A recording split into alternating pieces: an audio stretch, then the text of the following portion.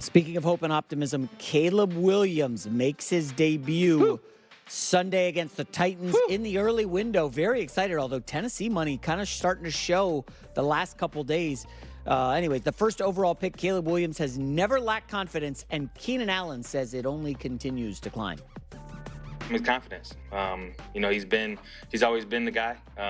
When we first had Herbert, he wasn't really the starter going into week one. So that's the difference. And, he's like I said, he's always been the guy. So he's always had the expectation of playing at that level that we play at. So, I think he's ready for it. I think he's up for the task. And like I said, confidence is good. No matter who the quarterback is, you want to win. And, I wouldn't rather be with another guy right now than Caleb. I think he showed great, what's it called? He's gotten better ever since we've started. And, I think the confidence is through the roof. By the way, I'm a little nervous here. If you go look at rookie quarterbacks starting their first game in week one, it's like 3-28. Yeah, it's not good. Some of these lines, Tennessee +4. If it goes to Tennessee +4, would you take the Titans? No, this is a stay away from me. I'd stay away from me too. But interesting point on that, rookie quarterbacks. Remember, you go number one overall, you're going to a crap team. But that's not the case here. Exactly. They won 7 games, and they got Carolina's pick at 1, so they're not awful. They're actually good. I think they got a lot of guys on this team. No, they're offensively. If you look at DeAndre Swift, Cole Kmet, Gerald Everett, DJ Moore, Roma Dunze, Keenan Allen, that is a top that's a top 6 skill group. Seriously, take out CeeDee Lamb, no other Cowboy plays. What offense? Well, who's playing offensively? Well, Jake Ferguson, the tight end's all right. He's solid. He's top above league average. How's that? I'm 2 tight ends, 3 receivers, good back, and I also think I like both their tackles.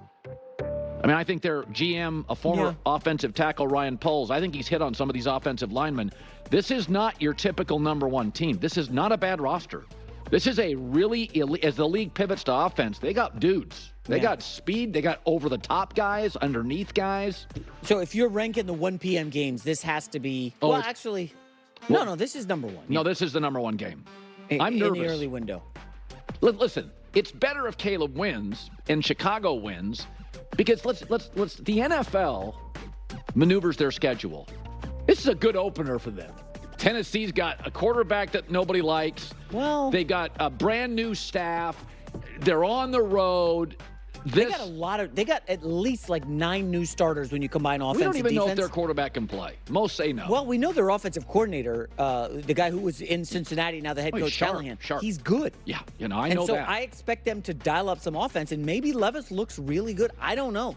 Now, let's just hypothetically say Bears lose 30-27. Good game, but a loss. It changes everything. For the Bears, it kind of does, right? I just can't see. Eberflus. Blame Eberflus. Will Levis is not winning a shootout. Now, Will Levis can win. He's not winning a shootout.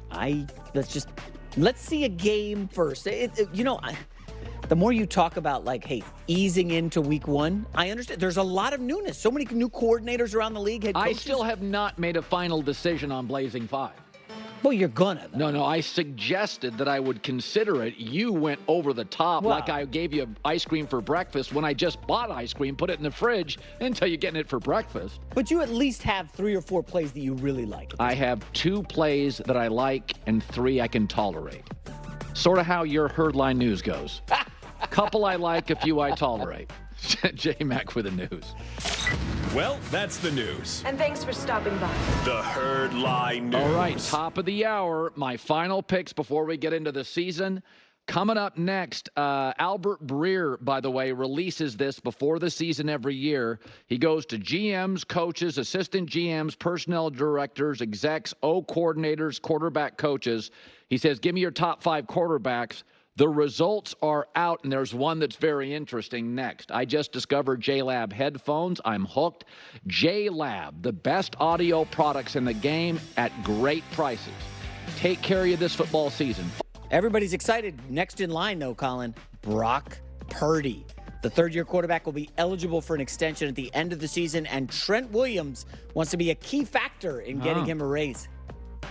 I want all my teammates to get paid. I want them to get every red cent that they deserve, every red cent that they can. So Brock has obviously outplayed a Mr. Irrelevant contract. So, I would be thrilled, absolutely thrilled to not only see but to watch his life change, after something like that, because he deserves it. Super, super proud of him, man. I love the kid to death. He deserves every dollar coming his way.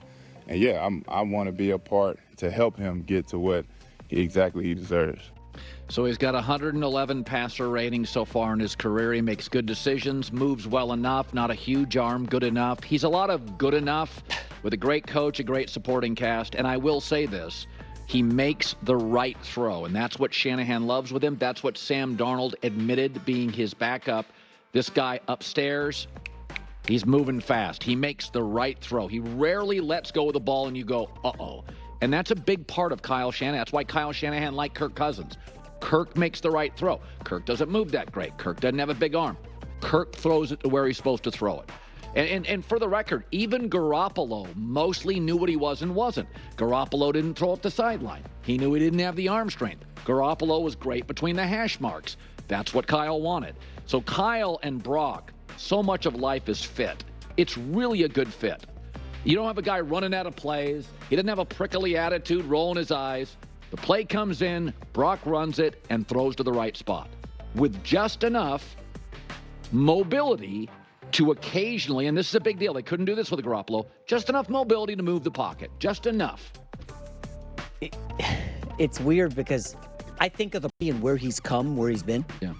I don't know how there's a better quarterback story in the league than Brock Purdy. No, it's great. It's amazing. If he would have won that Super Bowl, Colin, if they would have had a touchdown instead of a field goal in overtime, what's a better story than that? You were the dead last pick in the draft. Remember, at Iowa State, first couple years, he was projected, this may be an NFL guy, and then he just wasn't very good. Right. And then all of a sudden, he's like lights out in the NFL. This is just, this is really, the WNBA has a little bit of this now because their players stay in college for so long. What makes the NFL draft great and the WNBA draft increasingly interesting is you get grown-ups, and they're ready to play. I mean, Brock Purdy's got 3-4 years starting. He's ready to play. He's had to carry an Iowa State roster against Texas, Oklahoma. So, and what's great about the NFL, half the rosters are undrafted. So this league is built on hope and optimism and overcoming and challenges. It's not all glitzy and stars and international. It is dudes from Iowa State getting last drafted and ending up on the best roster in the league and delivering. That's why, of the many things that are great about that, you can go from Houston, the laughingstock of the league, to a playoff team.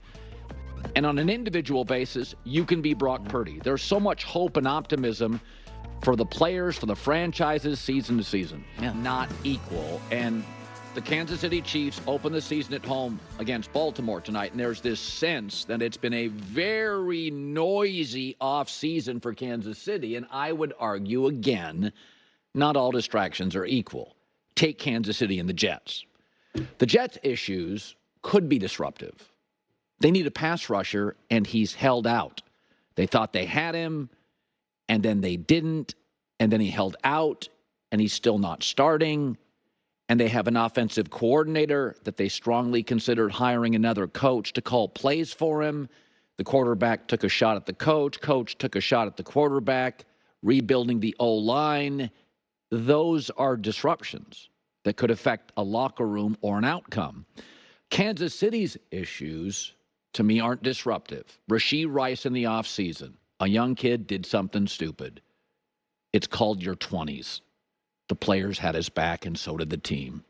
Harrison Butker, politics. Most of the players agree with him. It's politics. Nobody cares in that locker room. What about Travis Kelce? Well, it could be, Travis Kelce, Swifties. What are we going to... Nobody cares. It's just Hollywood and fun and music. Nobody cares. The Jets have real disruptions. The Chiefs, there's a difference between on your couch scrolling on your phone and in your car in traffic scrolling on your phone. One has consequences. One's just wasting time and screwing off. So Taylor Swift, Travis Kelce means nothing. Harrison Butker means nothing. Rashee Rice doesn't mean nothing, but young players in the league make mistakes, even big ones.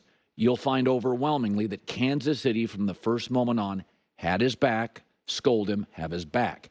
Those are not outcome changers. Those are not locker room dividers. The media thinks Harrison Butker's a locker room divider. I'm here to tell you, zero. Zero influence. So, and Kansas City is also built for this. Owner, A+. GM, president, quarterback, coach, experienced, A++. They're built to overcome any little fissure in the chemistry, any little